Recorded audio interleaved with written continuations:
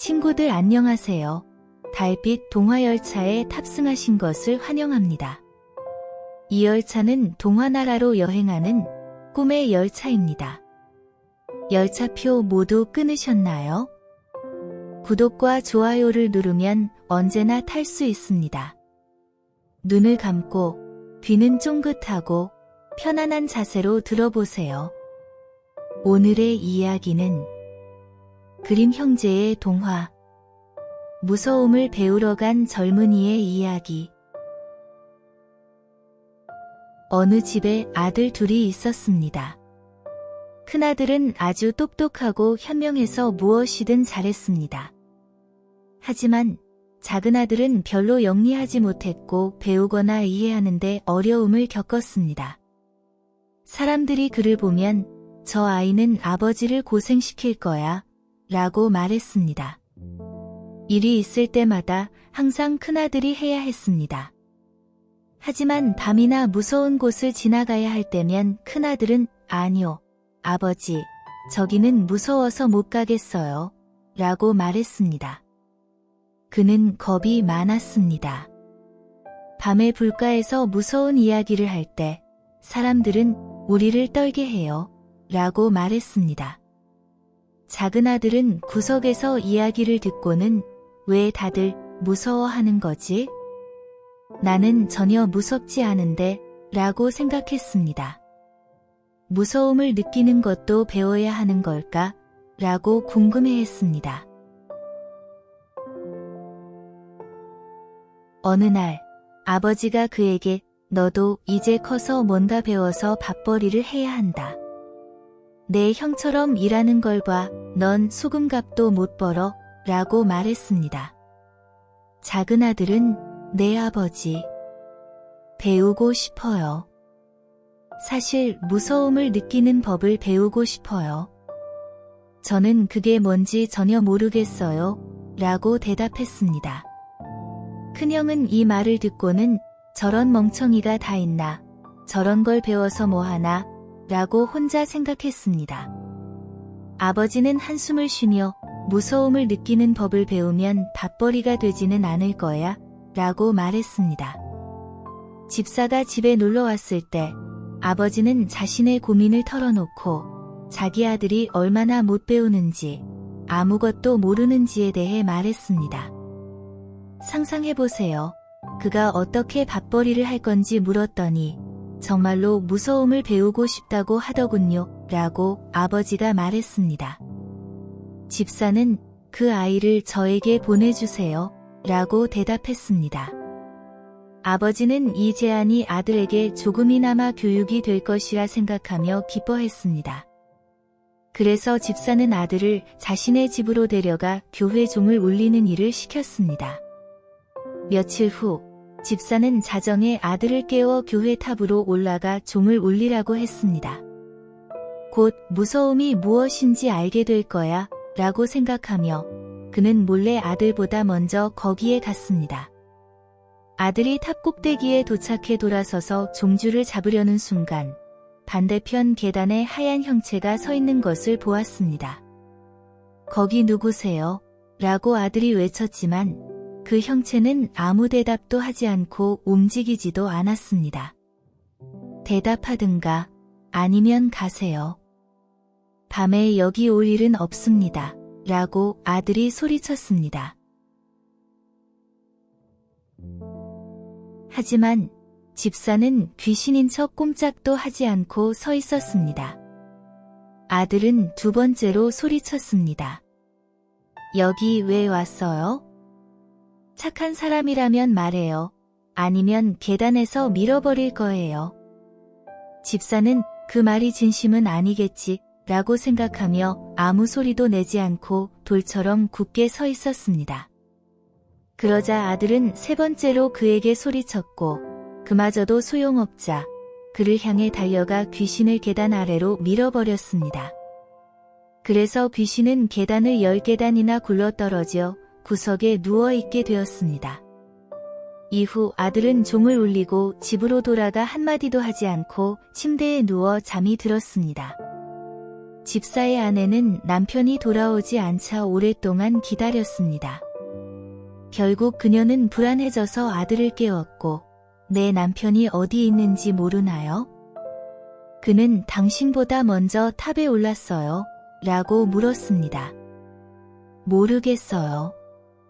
하지만 계단 반대편에 소리나는 구멍 근처에 누군가 서 있었고 대답도 하지 않고 가지도 않아서 나쁜 사람으로 생각하고 계단에서 밀어버렸어요. 거기 가보면 그가 누군지 알 수 있을 거예요. 그가 그랬으면 유감이에요. 라고 아들이 대답했습니다. 그 여자는 급히 달려가 남편을 발견했고 그는 구석에서 신음하며 다리가 부러진 채로 누워 있었습니다. 집사의 아내는 그를 업고 내려온 뒤 큰 소리로 소리치며 아이의 아버지에게 달려갔습니다. 당신 아들이 큰 재앙을 일으켰어요. 제 남편을 계단에서 밀어서 다리를 부러뜨렸어요. 이 쓸모없는 녀석을 우리 집에서 내보내세요.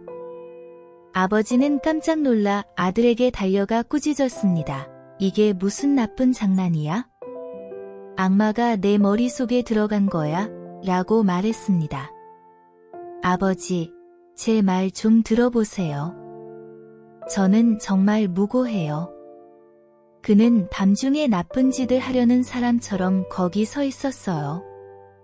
누군지 몰랐고 3번이나 말하거나 가라고 했어요. 라고 아들이 대답했습니다. 아버지가 말했습니다. 너 때문에 행복한 적이 없어. 내 눈앞에서 사라져. 다시는 널 보고 싶지 않아. 네, 아버지, 기꺼이 따르겠습니다. 날이 밝기만 기다려주세요. 그럼 저는 나가서 무서움을 배우러 갈 거예요. 그러면 적어도 저를 지탱해줄 하나의 기술은 알게 될 거예요. 내가 무엇을 배우든 상관없어, 아버지가 말했습니다. 여기 50달러를 줄게. 이 돈을 가지고 넓은 세상으로 나가. 내가 어디에서 왔고 내 아버지가 누군지 아무에게도 말하지 마라. 네, 아버지, 아버지의 말씀대로 하겠습니다. 그것만 원하신다면 저는 잘 기억할 수 있을 겁니다.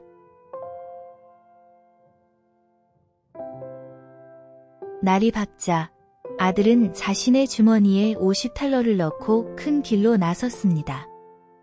그리고 계속 혼잣말로 무서움을 느낄 수만 있다면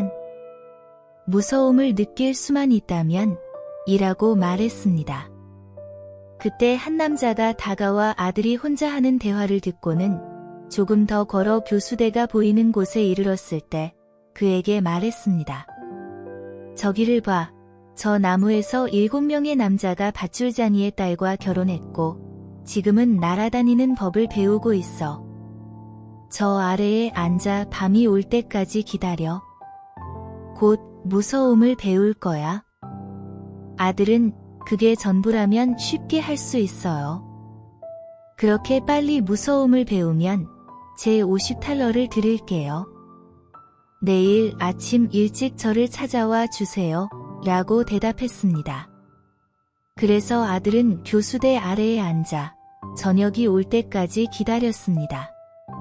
추워지자 그는 불을 피웠지만 자정이 되자 바람이 세차게 불어 불이 있음에도 불구하고 따뜻해지지 않았습니다. 바람이 교수대에 매달린 사람들을 서로 부딪히게 하며 앞뒤로 움직이게 하자 그는 혼자 생각했습니다. 불 앞에서 추위에 떠는 나도 이러한데 저 위에 있는 사람들은 얼마나 더 추우며 고통스러울까. 그는 그들을 동정하여 사다리를 세우고 하나씩 내려 모두 7명을 불 앞에 앉혀 따뜻하게 해주려고 했습니다. 하지만 그들은 움직이지 않았고 불이 그들의 옷에 붙었습니다. 그래서 그는 조심해. 아니면 다시 매달 거야. 라고 말했습니다. 하지만 죽은 사람들은 듣지 못하고 조용히 앉아서 옷이 타는 것을 그대로 두었습니다.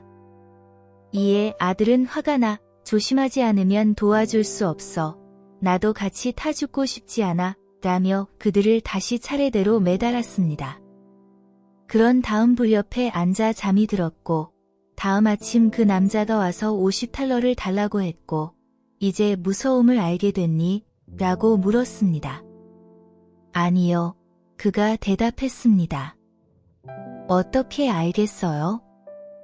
저 위의 사람들은 입도 뻥긋하지 않고 자신들의 몸에 있던 몇 조각의 낡은 옷조차 태워버릴 정도로 멍청했어요. 그러자 그 남자는 그날 자신이 50달러를 받지 못할 것임을 알고 이런 청년은 내가 전에 본 적이 없어 라며 떠났습니다. 아들은 계속 길을 걸었고 다시 혼잣말로 내가 무서움을 느낄 수만 있다면 내가 무서움을 느낄 수만 있다면 이라고 말했습니다. 그 뒤를 걷고 있던 마차꾼이 이 말을 듣고 넌 누구니? 라고 물었습니다. 모르겠어요. 아들이 대답했습니다. 그러자 마차꾼이 어디서 왔니? 라고 물었습니다. 모르겠어요. 내 아버지는 누구니? 그건 말할 수 없어요. 내가 계속 중얼거리는 건 뭐니? 청년이 대답했습니다. 저는 정말로 무서움을 느끼고 싶어요. 하지만 아무도 저를 가르쳐 줄 수 없어요. 그런 어리석은 소리는 그만두고 나랑 같이 가 너를 위한 자리를 마련해 주마 마차꾼이 말했습니다. 아들은 마차꾼과 함께 가서 저녁에 하룻밤 묵을 여관에 도착했습니다. 그리고 거실 입구에서 아들은 다시 큰 소리로 내가 무서움을 느낄 수만 있다면 내가 무서움을 느낄 수만 있다면 이라고 말했습니다. 이를 들은 여관 주인은 웃으며 그게 내 바람이라면 여기 좋은 기회가 있을 거야 라고 말했습니다. 조용히 해요. 여관 주인의 아내가 말했습니다. 이미 호기심 많은 사람들이 너무 많이 목숨을 잃었어요. 이렇게 예쁜 눈을 가진 사람이 다시는 낮을 볼 수 없게 되는 건 정말 안타깝고 부끄러운 일이에요. 아들은 어렵더라도 배우겠습니다. 바로 그 목적으로 여행을 떠난 거예요. 라고 말했습니다. 그는 여관 주인을 계속 괴롭혔고 결국 여관 주인은 근처에 누구나 쉽게 무서움을 배울 수 있는 유령이 나오는 성이 있다고 말했습니다. 만약 누군가 그곳에서 새밤을 지낸다면 왕이 그 사람에게 자신의 딸을 아내로 주겠다고 약속했고 그 딸은 태양 아래에서 가장 아름다운 소녀였습니다. 또한 그 성 안에는 악령이 지키는 큰 보물이 있어 그 보물들을 갖게 되면 가난한 사람도 부자가 될 수 있었습니다. 이미 많은 사람들이 그 성으로 들어갔지만 아직까지 나온 사람은 없었습니다. 그래서 아들은 다음 날 아침 왕에게 가서 허락된다면 저는 기꺼이 그 유령의 성에서 새밤을 지내고자 합니다. 라고 말했습니다. 왕은 그를 보고 마음에 들어 내가 성으로 가져갈 수 있는 3가지를 요청할 수 있어. 단, 살아있는 것이어서는 안 돼. 라고 말했습니다. 그러자 아들은 그렇다면 저는 불, 회전 목공 선반, 그리고 칼이 달린 도마를 요청합니다. 라고 대답했습니다. 왕은 낮 동안 그가 요청한 물건들을 성 안으로 옮겨 넣었습니다. 밤이 가까워오자 아들은 한방에서 밝은 불을 피우고 도마와 칼을 옆에 두고 회전 목공 선반 옆에 앉았습니다. 내가 무서움을 느낄 수만 있다면 그는 말했습니다. 하지만 여기서도 배우지 못할 것 같아요. 자정이 다가오자 그는 불을 피우려고 했고 불을 부는데 갑자기 한 구석에서 미야오. 우리 얼마나 추운지 몰라 라는 소리가 들렸습니다. 바보들, 그는 소리쳤습니다. 무슨 소리를 하는 거야?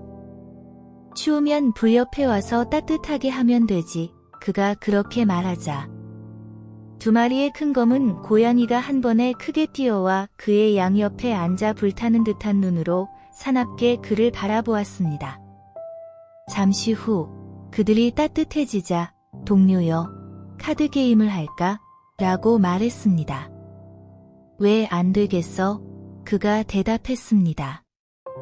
하지만 내 발을 좀 보여줘. 그러자 그들은 발톱을 드러냈습니다. 오, 그가 말했습니다. 내 발톱이 얼마나 긴지. 잠깐, 먼저 내 발톱을 잘라줘야겠어. 그는 그들을 목을 움켜잡고 도마 위에 올려놓고 그들의 발을 고정시켰습니다. 내 손가락을 봤어.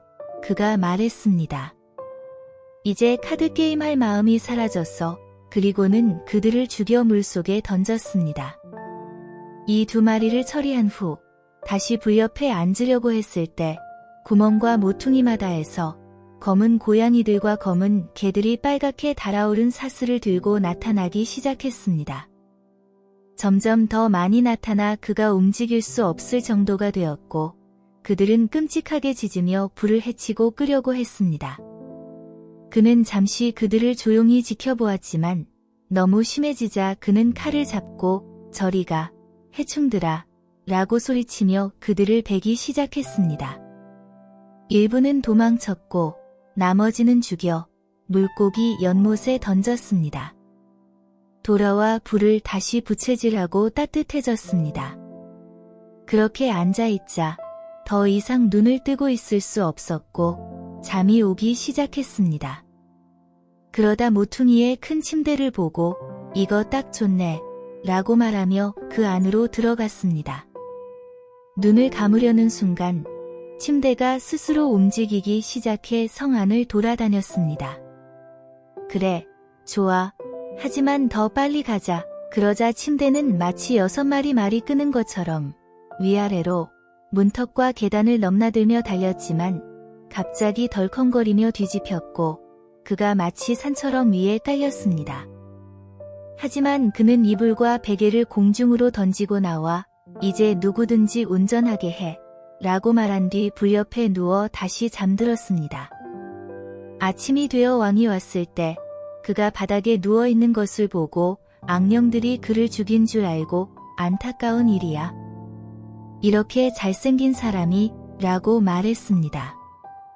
청년이 그 말을 듣고 일어나 아직 그런 상황은 아니에요 라고 말했습니다. 왕은 놀랐지만 매우 기뻤고 어떻게 지냈는지 물었습니다. 매우 잘 지냈습니다.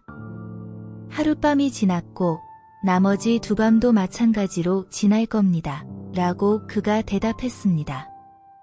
그러고는 여관주인에게 갔는데 여관주인은 눈을 크게 뜨고 살아 돌아올 줄은 전혀 생각하지 못했어. 무서움을 배웠어? 라고 물었습니다. 아니요, 헛된 일이었어요. 누군가 저에게 알려주기만 한다면 라고 그가 대답했습니다. 두 번째 밤, 그는 다시 오래된 성으로 올라가 불 옆에 앉았고 다시 한번 자신만의 노래를 시작했습니다. 내가 무서움을 느낄 수만 있다면. 자정이 되자 소란스럽고 요란한 소리가 들렸습니다. 처음에는 작은 소리였지만 점점 커졌습니다. 잠시 조용하다가 갑자기 큰 비명과 함께 반쪽 남자가 굴뚝을 통해 내려와 그의 앞에 떨어졌습니다. 안녕, 그가 소리쳤습니다. 이건 반쪽뿐이야. 이걸로는 충분하지 않아. 그러자 소란이 다시 시작되었고 으르렁거리고 울부짖는 소리가 들렸으며 다른 반쪽도 마찬가지로 떨어졌습니다. 잠깐, 그가 말했습니다. 너를 위해 불 좀 더 피워줄게. 그가 그렇게 하고 다시 둘러보았을 때 두 조각이 합쳐져 끔찍한 모습의 남자가 그의 자리에 앉아 있었습니다. 우리의 약속에 그런 건 없었어. 청년이 말했습니다. 이 벤치는 내 거야. 그 남자는 그를 밀쳐내려 했지만 청년은 그것을 허용하지 않고 모든 힘을 다해 그를 밀쳐내고 다시 자기 자리에 앉았습니다. 그러자 더 많은 남자들이 하나씩 떨어졌습니다. 그들은 9개의 죽은 남자의 다리와 2개의 두개골을 가져다가 세워 볼링 게임을 했습니다. 청년도 게임에 참여하고 싶어 했고, 들어봐, 나도 함께 할 수 있어? 라고 물었습니다. 돈이 있으면 되지. 그들이 대답했습니다. 돈은 충분해. 그가 대답했고, 하지만 너희 공은 꽤 둥글지 않아. 그러고는 두개골을 가져다 선반에 놓고 둥글게 깎았습니다. 자, 이제 더 잘 굴러갈 거야. 그가 말했습니다. 만세. 이제 재밌어질 거야. 그는 그들과 함께 게임을 하며 조금의 돈을 잃었지만 12시가 되자 모든 것이 그의 눈앞에서 사라졌습니다. 그는 누워 조용히 잠들었습니다. 다음 아침 왕이 그의 상태를 알아보기 위해 왔습니다. 이번에는 어떻게 지냈어? 라고 그가 물었습니다. 볼링 게임을 했어요. 그가 대답했습니다. 그리고 몇 푼을 잃었죠? 그럼 무서워하지 않았니? 뭐라고요? 그가 말했습니다. 정말 멋진 시간이었어요. 만약 내가 무서움이 무엇인지 알았더라면요. 세 번째 밤, 그는 다시 벤치에 앉아 슬프게도 말했습니다. 내가 무서움을 느낄 수만 있다면? 밤이 깊어갈 때 6명의 큰 남자들이 들어와 관을 가지고 왔습니다. 그때 그는 말했습니다. 하하, 분명 며칠 전에 죽은 내 작은 사촌이겠지. 하고 손가락으로 사인하며 이리 와, 작은 사촌, 이리 와, 라고 외쳤습니다. 그들은 관을 바닥에 놓았지만 그는 관 뚜껑을 열어보고 안에 죽은 사람이 누워있는 것을 확인했습니다. 그는 그의 얼굴을 만졌지만 차가운 얼음처럼 차가웠습니다. 잠깐, 그가 말했습니다. 너를 조금 따뜻하게 해줄게 하고 불가로 가서 손을 따뜻하게 한 뒤 죽은 사람의 얼굴에 얹었지만 그는 여전히 차가웠습니다. 그러자 그는 그를 꺼내 불가 옆에 앉히고 가슴에 안은 채 팔을 문질러 혈액이 다시 순환하게 하려고 했습니다. 이것도 소용이 없자 그는 생각했습니다. 두 사람이 함께 침대에 누우면 서로를 따뜻하게 해줄 수 있어 하고 그를 침대로 옮겨 덮어주고 그 옆에 누웠습니다. 잠시 후 죽은 사람도 따뜻해지기 시작하고 움직이기 시작했습니다.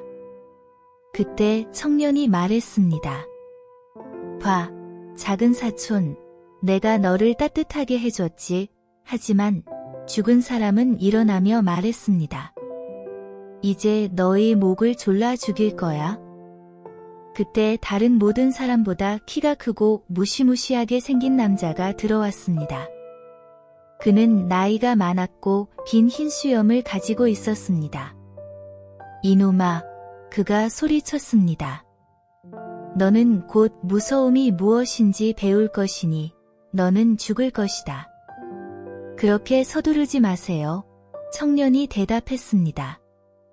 내가 죽어야 한다면 내 의견도 있어야겠죠.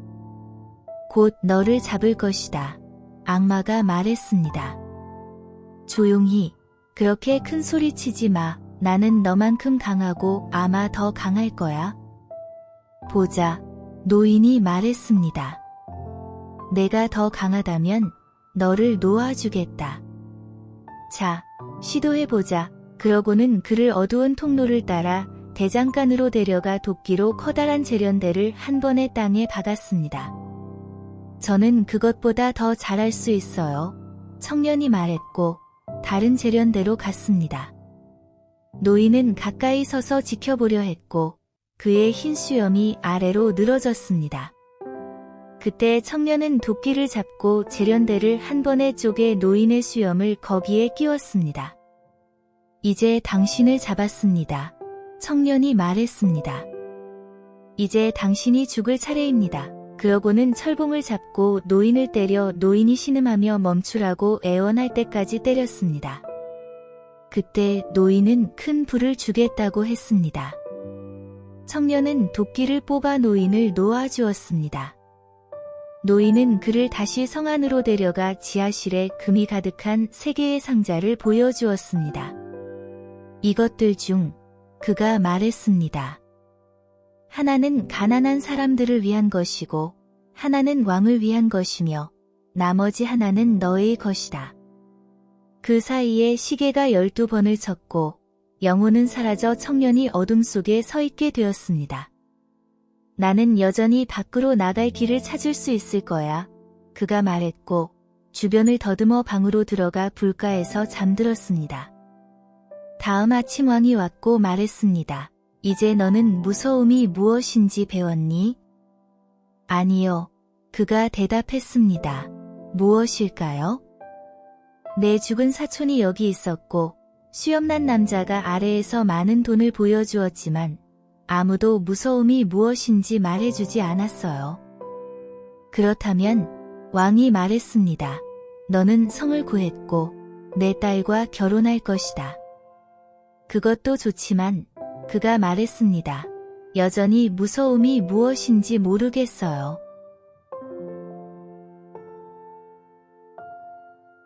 그러고 나서 성대한 결혼식이 거행되었습니다. 하지만 그가 아내를 얼마나 사랑하고 그가 얼마나 행복하든지 간에 그는 여전히 항상 말했습니다. 내가 무서움을 느낄 수만 있다면, 내가 무서움을 느낄 수만 있다면. 결국 이것이 그의 아내를 화나게 했습니다. 그녀의 시녀가 말했습니다. 저에게 맡겨주세요.